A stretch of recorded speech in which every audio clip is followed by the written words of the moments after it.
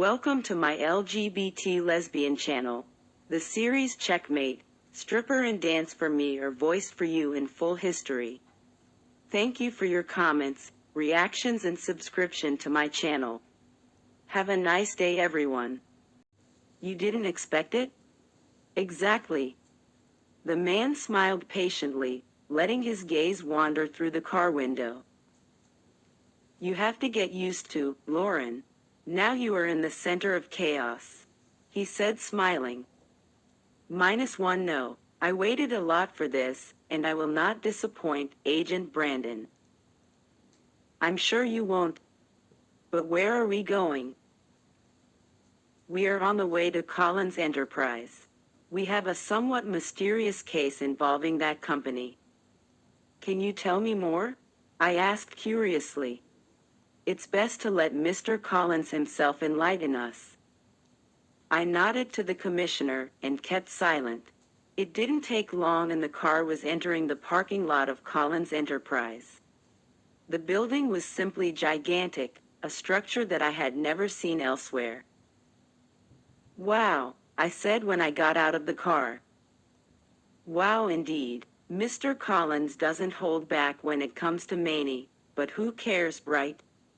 He's the largest oil explorer of the United States, Agent Brandon said as he straightened his rumpled coat.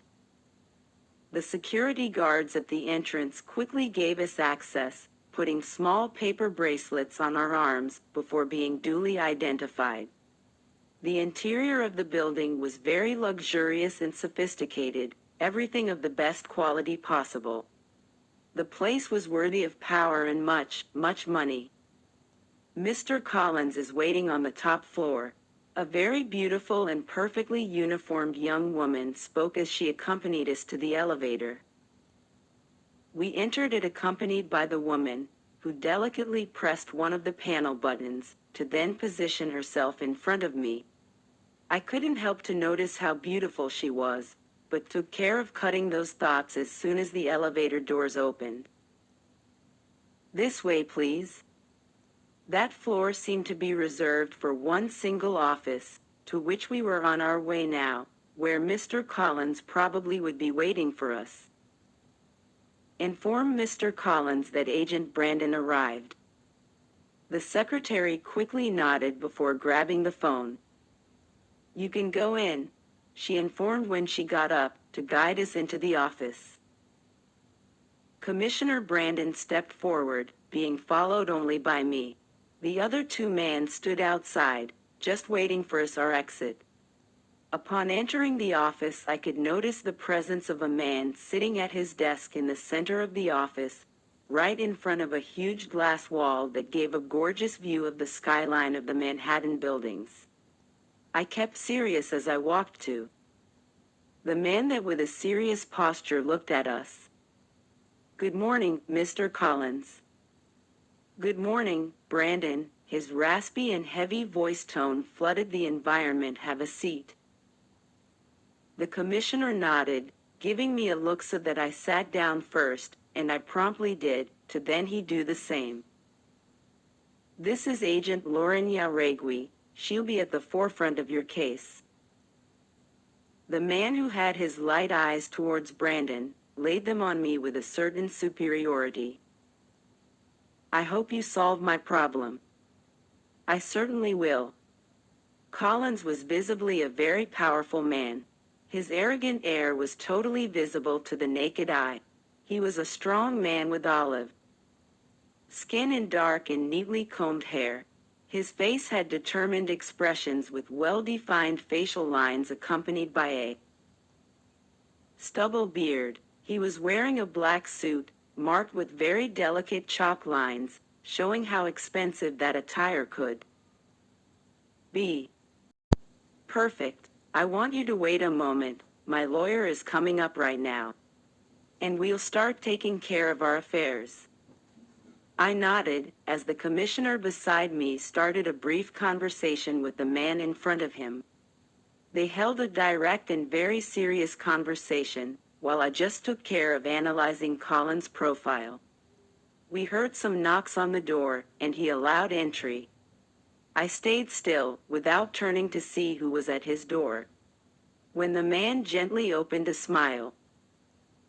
"My love, so good to see you here. I needed to come by to give you a good morning. I didn't see you leave this morning," said the woman that entered the office. I closed my eyes for a few instants, having the slight feeling of having already heard that voice before. I shook my head quickly, expelling such absurd thoughts. "I'm sorry, I had to leave early." "Am I interrupting?" she asked, making me wonder even more about her identity. "No, come closer. Let me introduce you," he said with a smile. I heard the light tapping of the woman's heels on the wooden floor getting stronger each time. For some reason my heart raced faster. That voice wasn't unknown to me. I just couldn't identify from who it was. I inhaled deeply and let out the air at once when I laid eyes on the woman. "Oh my God. Brandon, Agent Yaregui, this is my wife, Camilla Cabello." The woman, who had a smile on her lips, quickly undid it as soon as she laid eyes on me. It was her, the Latina that tormented my thoughts for weeks. Brandon quickly got up to in a gentle way shake Mrs. Collins's hand, who at every instant kept her intense brown eyes on me. "Nice to meet you, Mrs. Collins." The man spoke gently, earning a wry smile from the woman who didn't even look at him. I swallowed hard, feeling my stomach turn over with every step I took towards her. As amazing as it sounds, she didn't seem to be nervous, quite the contrary. With a mischievous smile, she graciously walked towards me.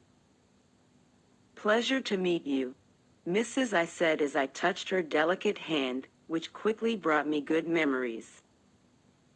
Carla, or rather, Camilla, held my hand delicately as her lips curled into a devilish smile, connecting her eyes to mine in such an intense way. "Pleasure," she said as she approached, depositing a quick kiss on my face, to then whisper, "I feel until today when I remember it.